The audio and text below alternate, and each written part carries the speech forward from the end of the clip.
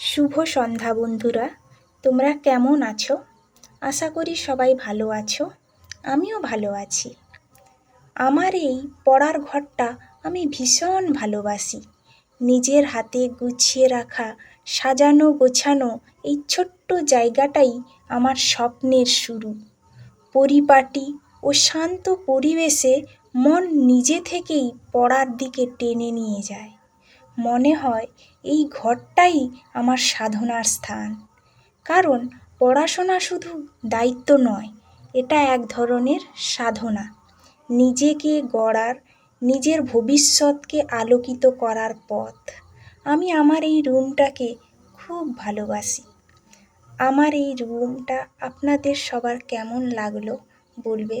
যদি আমার ভিডিও আপনাদের ভালো লাগে তাহলে চ্যানেলটা সাবস্ক্রাইব করে পাশে থাকবেন। আমি তো সবসময় ভিডিও আপলোড দিতে পারি না, যখন পারি তখনই দিই। সবাই ভালো থাকবেন।